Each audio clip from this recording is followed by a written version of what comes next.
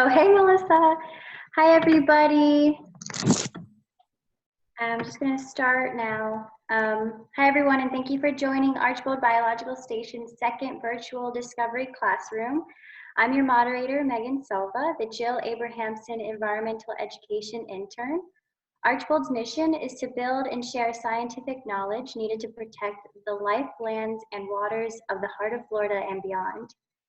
We're so lucky to be able to use this technology to support teachers, parents, and all learners during this transition. Each week, Dustin Angel, Director of Education, will give a multimedia presentation and talk with the group. So if you enjoy this live video event, we hope to see you back next Tuesday at 3:30 p.m. Eastern Time. At this time, we can't walk the trails together, but in Archbold's Discovery Classroom, we can still enjoy outdoor learning together. Today, Dustin will be streaming live outside in the field to give us a fun and interactive talk about the history of fire and how prescribed burns work and how plants and wildlife thrive in those conditions. We also have a special guest who will be introduced later. Hey, Dustin. Dustin is an environmental educator and conservation photographer with 10+ years experience and a Bachelor of Fine Arts from Alfred University. As the Director of Education at Archbold Biological Station in Venus, Florida, he builds community relationships and interprets ecological research for audiences of all ages. Dustin is the president of the League of Environmental Educators in Florida and the recipient of the 2015 Outstanding Educator Award from the Florida chapter of the Wildlife Society. If you have any additional questions, please put them in the Q&A at the bottom of your screen, and we'll try to answer as many as possible at the end. This session will be recorded and posted to our YouTube page for those of you who would like to see it again or want to share it with your friends. We would love to see where everyone's from and where everyone is, so please put your name and city or state in the chat so we can share them with Dustin and everybody participating in today's webinar. So let's turn it over to Dustin about the unique history of fires in Florida. Over to you. Hey there, everybody. Can you see me? Yes. All right. Well, welcome back to another socially distancing friendly virtual hike out here in the Florida scrub. I'm glad to have you all here. Our topic today is fire in Florida's natural landscapes. We are at a beautiful spot here that was recently burned.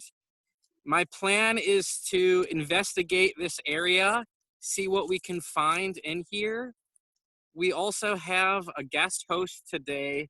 So throughout this field trip, we will be putting up polling questions to you. And he's a fire expert, and he'll be jumping on and answering those questions. This is supposed to be for all ages. So what that means is that for some of you, if you're a kid, some of the things we talk about might be things that you haven't learned about yet. That's okay. Keep some notes and look these things up later. If you're an adult, maybe you're even a professional scientist and you're on here and you think, oh, well, I already knew that. That's okay. Just embrace it. Have fun. It is about 95 degrees out here. And so the one thing I worry a little bit about today is my phone overheating. I have a big umbrella, which I'm using to protect my phone. And I have a cooler with an ice pack. So when we do those polling questions, I'm gonna be sticking my phone in my cooler.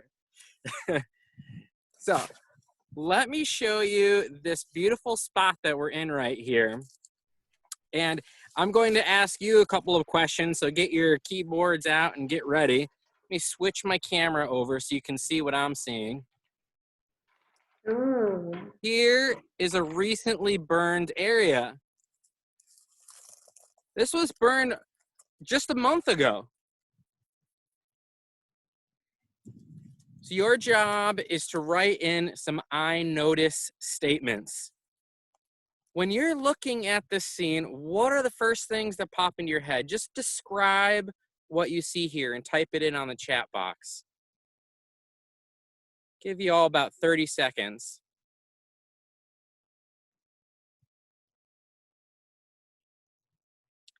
Palm trees, charred sticks, new growth. Oh, I love that you're seeing all that green. Remember, this is only 4 weeks after this burn. Sand, palmetto, few trees. Good job with the I noticed statements. So your next assignment here is it reminds me of. When people look at an area that's just been burned, everybody sees it a little bit differently. And I'm really curious to know, what associations are you making looking at this? Positive, negative, what does this view remind you of? What does it bring to mind?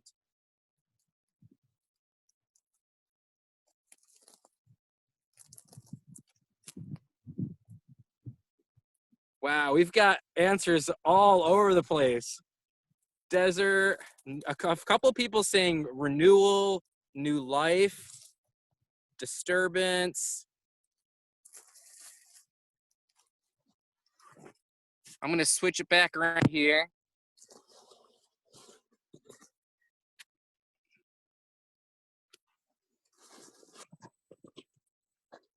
Nice. That was really great. Halloween. All the colors are a little bit like Halloween colors. I definitely could see that. Right. Awesome. I'm just holding my ice pack up to my phone because it gave me it's getting hot warning. So the reason I wanted to ask that is because people do have such different experiences with fire or understanding about fire. I'm surprised that nobody wrote anything negative. You know, fire is a serious thing and it can hurt, property and people. Today, we're going to talk about the benefits of fire in our natural habitats. And we're going to talk about prescribed fire and how that helps nature and how it helps people as well. So if you've never heard the term prescribed fire, or the other term for it is controlled burns or controlled burning, what that means is people who are intentionally setting fires out in the woods or in the savannah, somewhere outside, and they're doing it to mimic the natural fire that would be there caused by lightning. So they're not just going out and lighting anything on fire.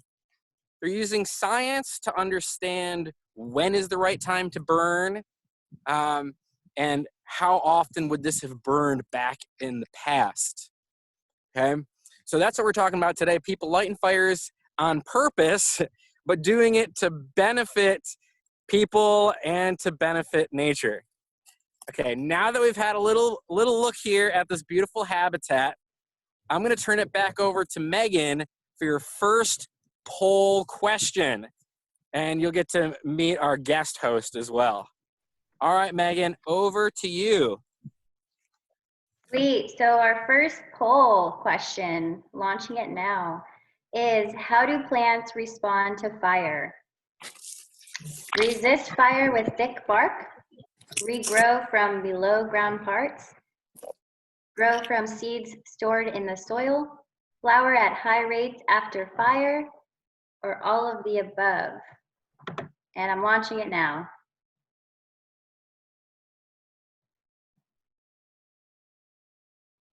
I've got 95% guessed all of the above. So Kevin Main is the land manager for Archbold Biological Station. A big part of Kevin's job is dealing with fire at the station. Kevin responds to wildfires on the property. He also plans and conducts all the prescribed fires as well. And Kevin has been a Florida certified burner over 25 years. Hey, all right, great. Well, it's good to be here today. I'm going to try and answer some questions for you today and just have a good time. So let's go back to that first. How do plants respond to fire? And most of you are correct. It is all of the above for the answer. And if you look back at that, you see that one of the answers is resist fire with thick bark. So an example of that would be our slash pines around here. If you take a good look at a slash pine, it has a really thick bark. You can kind of peel layers of it away. And that bark is really good at protecting the tree from the heat of the fire. And that way the tree can survive the fire. Another answer there is regrow from below ground parts. And a lot of our plants here in Central Florida have big root systems. And so when the fire burns across an area, that root system can generate new leaves and new plants shoot up out of the ground just within a few weeks, just like you saw there with where Destin is. Those palmettos are coming out of the ground just within a week. They're already starting to turn green. Plants grow from seeds stored in the soil. So we have several plants that are actually killed by fire, but they have seeds that fall to the ground every year, and those seeds don't always sprout each year. Instead, they just stay dormant in the soil. And then after a fire comes through, the changing conditions with the light and heat tell those plants, tell those seeds it's time to germinate and grow a new plant. And then also the last one, flower at higher rates after a fire. And that's very, very common. And again, the palmettos that Destin showed you there. Palmettos, you rarely see them flowering, but then after a fire goes through, if you go out in an area where there's lots of palmettos, you'll see lots and lots of flowers. So all of the above is the correct answer. Back to you. We have a question in the Q&A really quick. Suzanne would like to know who writes the prescription for the burn.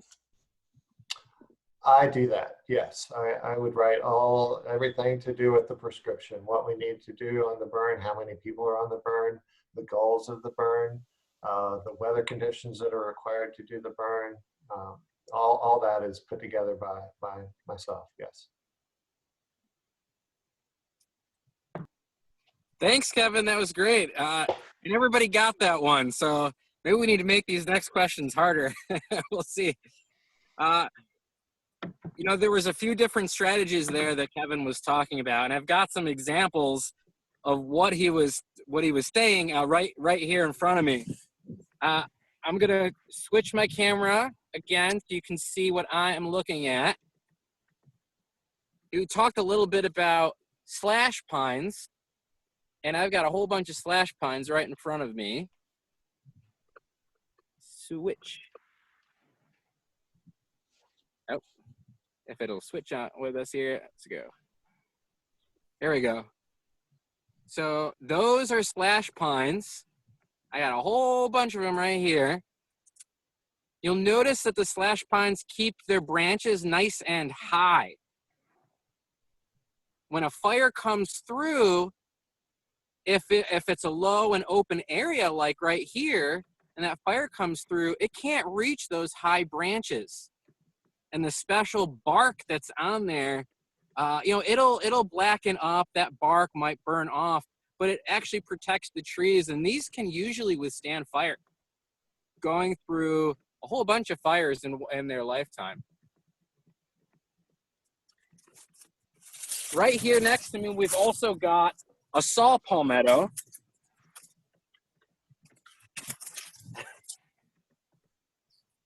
So here we got a saw palmetto, and I want to look at this growth that we've got down here.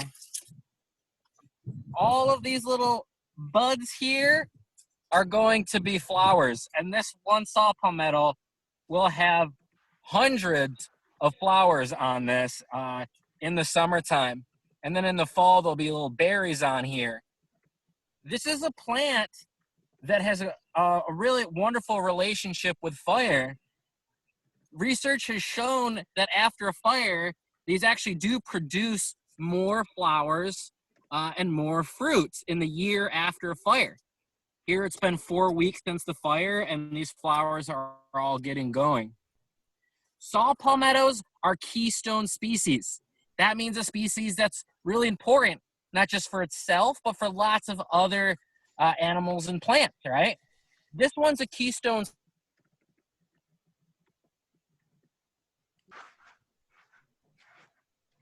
All right, everyone. Seems like we lost Justin.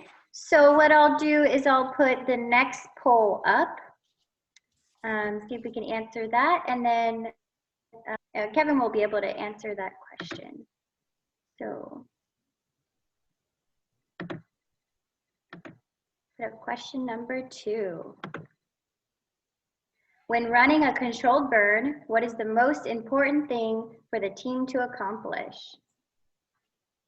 Clear dead trees, human safety, everyone has fun, all of the designated area burned, or all of the above?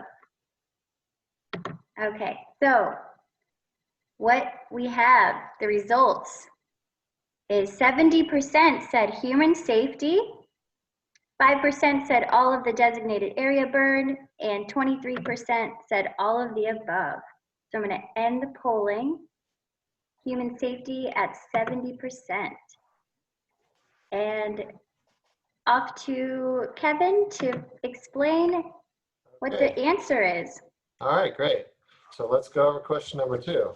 So the best answer is probably B, human safety. So the very most important thing you're going to have to do when you're doing a prescribed burn is make sure everyone's safe. Because if you can't do something safely, then you shouldn't be doing it. And doing a prescribed burn is a very dangerous thing to do, but it can be done in a safe fashion. And so human safety is very important to us. If we look down at the other questions, it won't work. If we look back at the other questions, the other answers there, dead trees were cleared. Well, clearing dead trees might be important for part of the burn. It depends on your goals, but we don't always clear all the dead trees because dead trees are great habitat for things like woodpeckers and other birds. So we might have to clear some trees out if it's an important safety issue, but otherwise we would leave them. Everyone has fun. Well, that's not necessarily a goal for our burns. And then the last one, all the designated area gets burned. We don't necessarily want the whole area to burn. A lot of times what we want at the end of the day is a patchy burn. So maybe some areas don't get burned, maybe some areas do get burned, and that provides a lot of, that patchiness is important for all the plants and animals that are out there. So burning all the area is not necessarily a goal to get it all burned.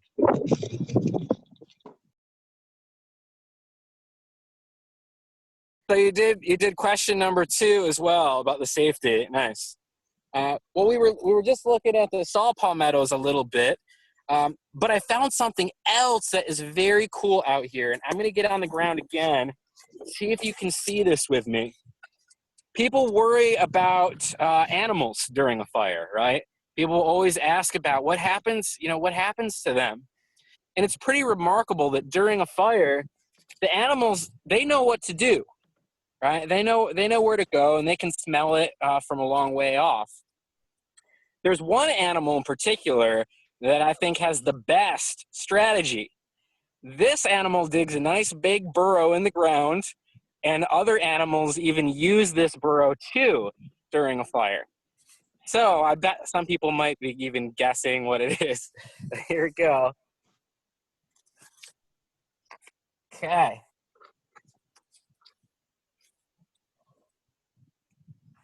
Can you all see what we're looking at here? This is a Gopher tortoise burrow. Now this one right here is at the hole in the ground. Yeah, it is the hole in the ground. This is not being used by a tortoise anymore. But you might be able to tell that it has a distinctive tortoise shape. The bottom is flat right here. And then it has kind of a half rounded top, which is the shape of a gopher tortoise, right? They make those burrows to fit their body. So let me just pull this up. They make those tortoise burrows to fit their body so that if something's trying to come in and they don't want it in there, then they can just turn sideways and act as a plug. Tortoises will make more than one burrow. They'll have different burrows in different places. They'll use one for a while, then they'll abandon it. After they abandon their burrow, it is still good real estate, right? Still there.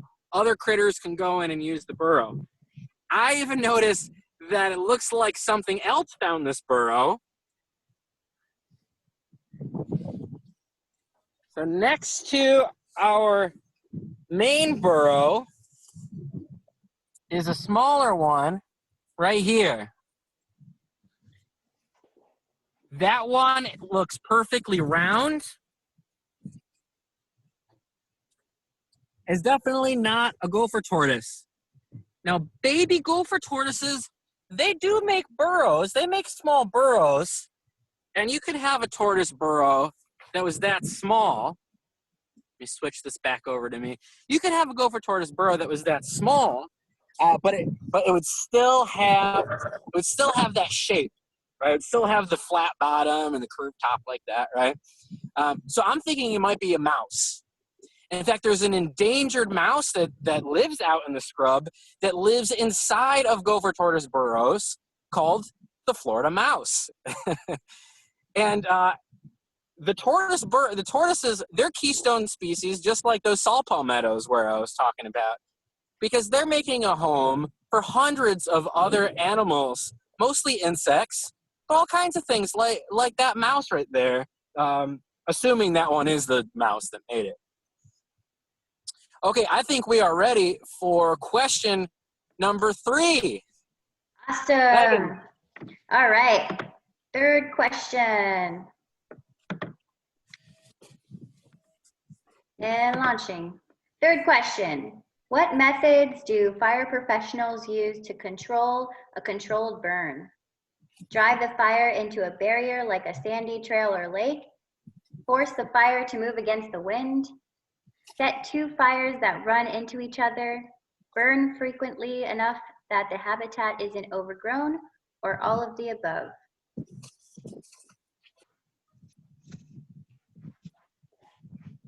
We have 69% said all of the above, 10% said burn frequently enough that the habitat isn't overgrown, and 7% said set 2 fires that run into each other, and 13% said drive the fire into a barrier like a sandy trail or lake, and 0% said force the fire to move against the wind. So most 70% said all of the above. Over to you, Kevin, if you could answer. Okay. And yeah. All right, let's go through that. That was really good. And the answer is all the above. I think you can do all of those safely. If we talk about each one, the first one is drive the fire into a barrier like a sandy trail or a lake. And of course, if you could run a fire, if you had a lake or something that would not burn, if you could run the fire towards that, that would be a good way to stop a fire. And so we do use fuels that won't burn, or things that won't burn, areas that have recently burned, don't have enough fuel to burn again, lakes, wide sandy spaces, all of those are good to drive a fire into. The second one says force the fire to move against the wind. And what that means is if you light the fire, it's going to, of course, run with the wind. Well, if you light the fire on the edge where it can only burn against the wind, then it will still move against the wind, but it will move very slowly against the wind, and it will move in a more controlled fashion. And so a lot of times we do start our fires by lighting on the downwind side and letting the fire back into the unit. And then once that fire has burned into the unit and it's created a burned out area with no fuel, then we can do the third answer there and set another fire and let that fire run into that area that we've just burned out. And that's basically how we control the burns. We light one fire, we get an area that's burned out, and then we can go and light on another side and let that fire run into the area that's already burned out. And that puts the fire out for us. The next answer is burn frequently enough that the habitat isn't overgrown. And so that is important. If you let an area go for a long, long time, then you're going to, every year you're adding more fuel and more fuel. And so it just gets more and more difficult to do the burn safely. And so it is, you know, if we can burn frequently, then we can do it, you know, when there's less fuel and it's easier to control the fire. So good answers. Back to you. Thank you, Kevin. That was our last poll question, and looks like we're just about out of time.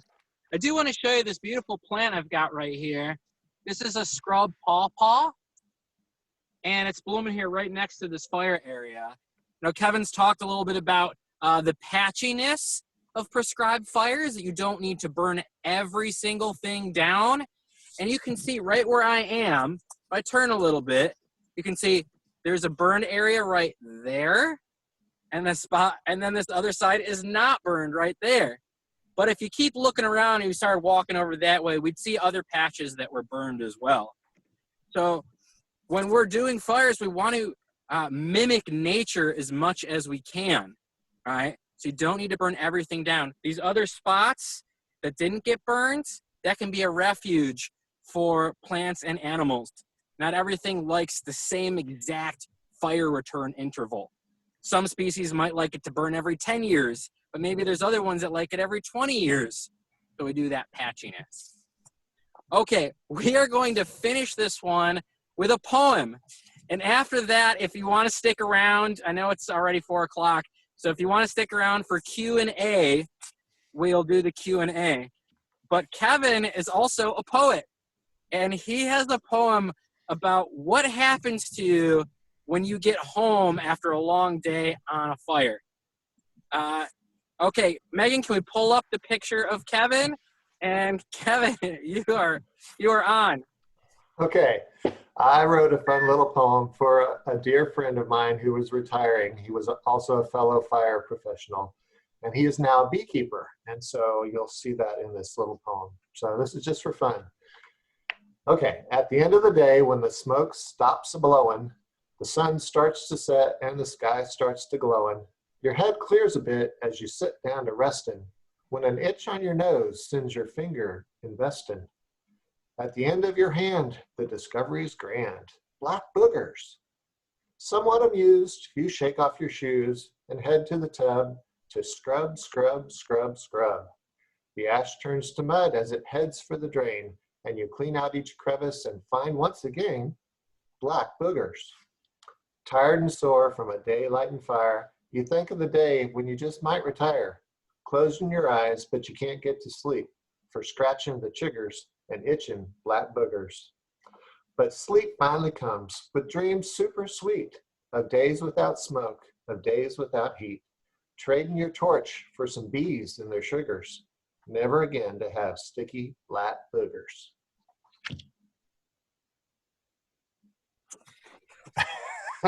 That's so great. I love that. Thank you, Kevin. That's awesome. You're I welcome. see some people have found the Q&A button because I see 10 questions on there. We have a lot of questions. We have about 22. Oh my gosh. I also want to give a shout out to Lyric. Is Lyric still on? I know she was on earlier. If you had gone on our Facebook page, I put a post up just before this saying, surprise, we're going to live stream. There's Lyric. She wrote a poem about pygmy fringe trees they don't have right here. It's a beautiful tree, and it's a federally protected species, and it lives in fire-dominated ecosystems like, well, it lives in the Florida scrub, right? So I just want to say thank you, Lyric, for being so awesome and letting us post that. Okay, let's look at some questions. Megan, could you read out a question or two? Sure.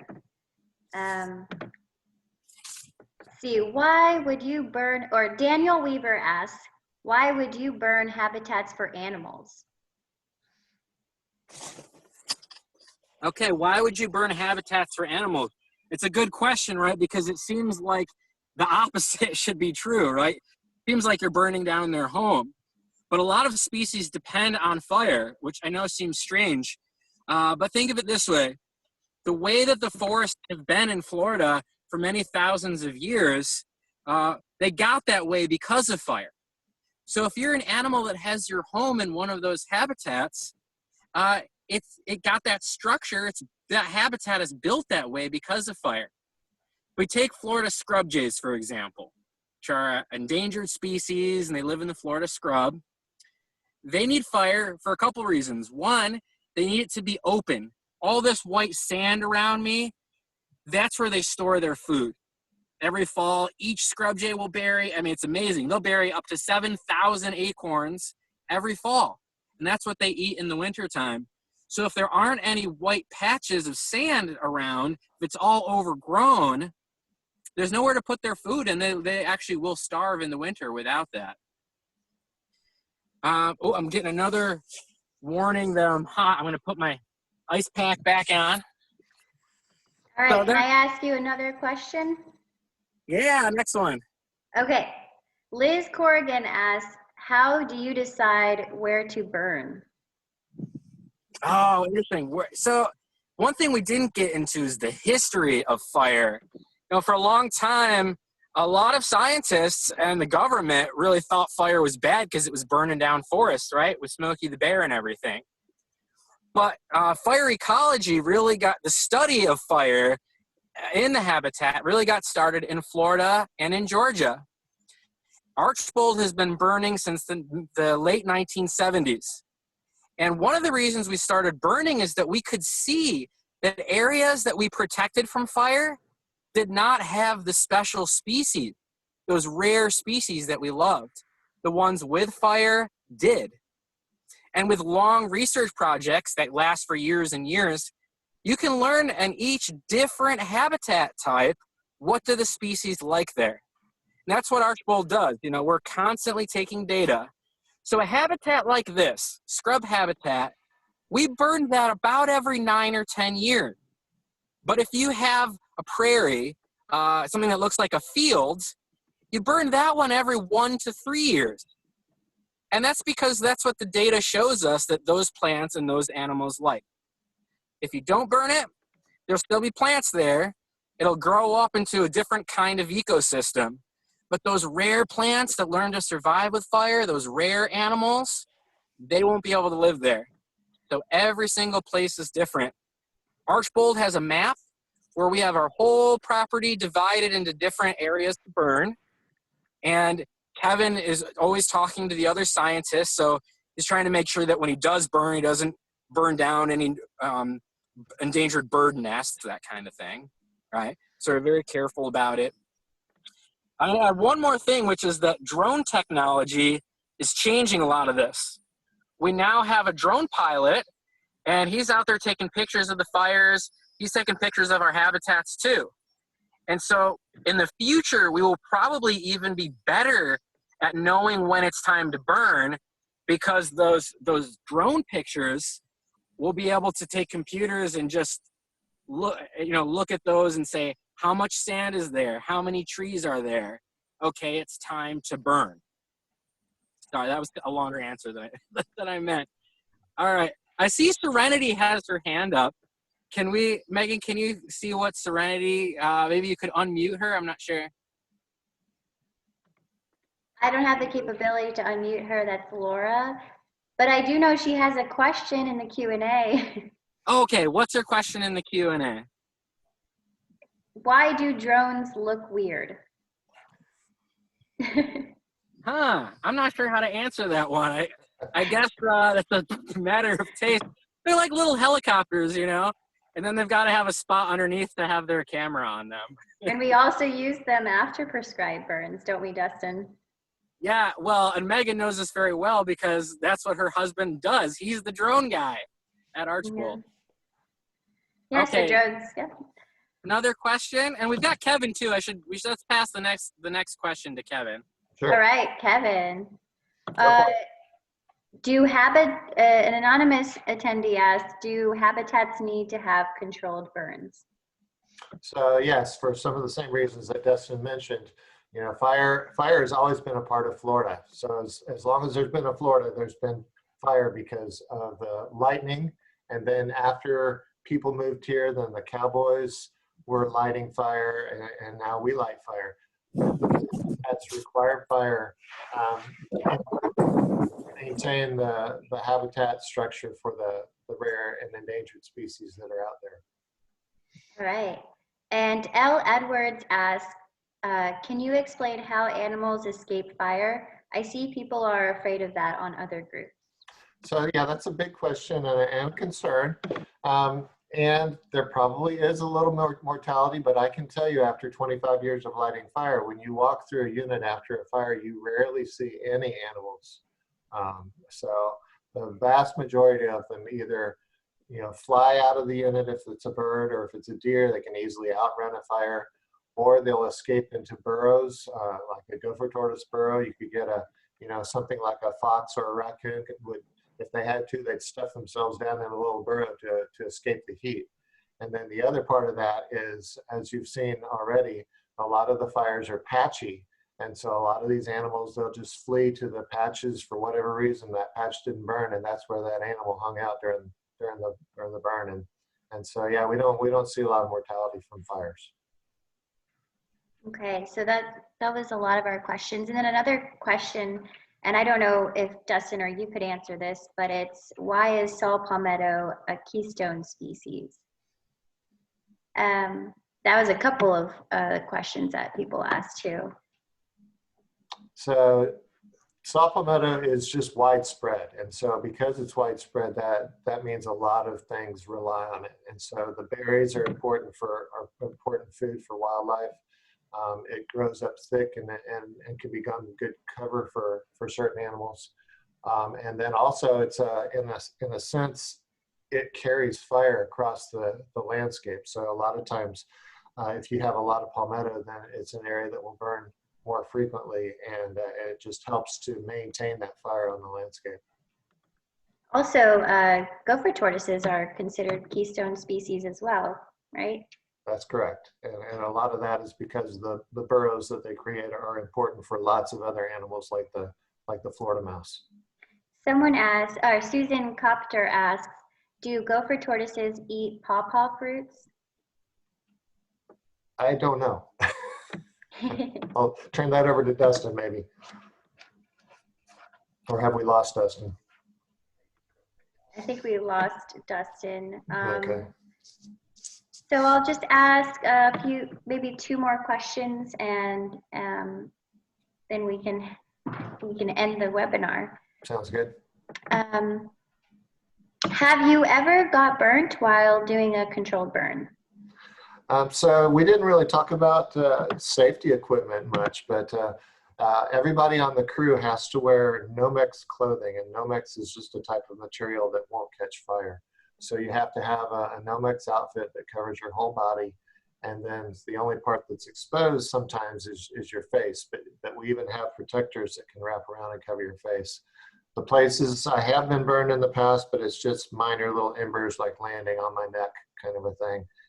It doesn't happen very often, but we have to wear a lot of safety equipment to assure that we don't get burned worse than that. Okay. Oh, Emily Angel has a really good question.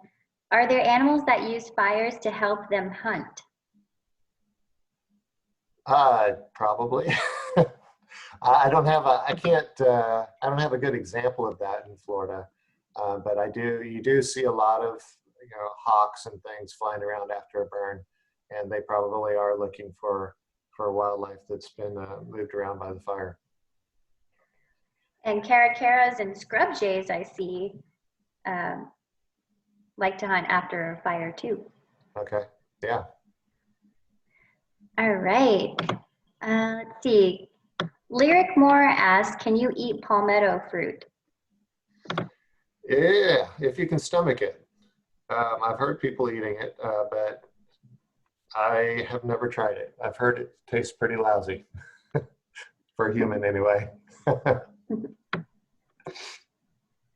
Okay, Rhonda, last question.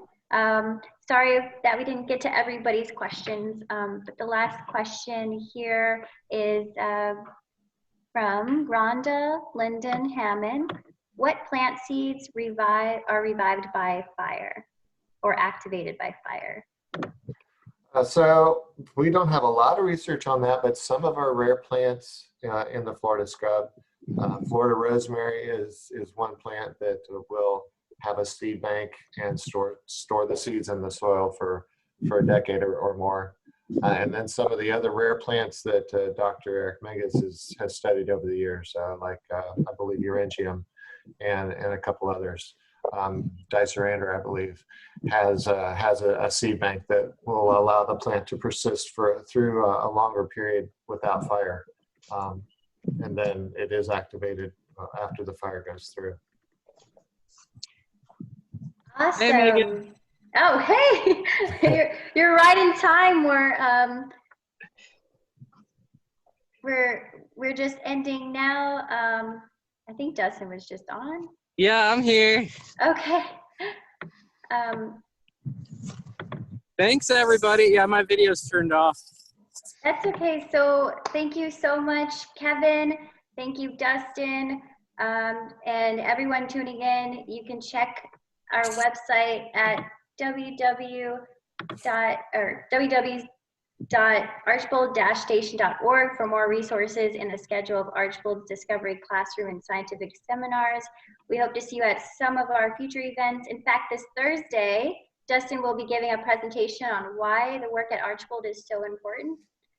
He will be discussing local ecology, sustainability through prosperity, and environmental issues in South Central Florida.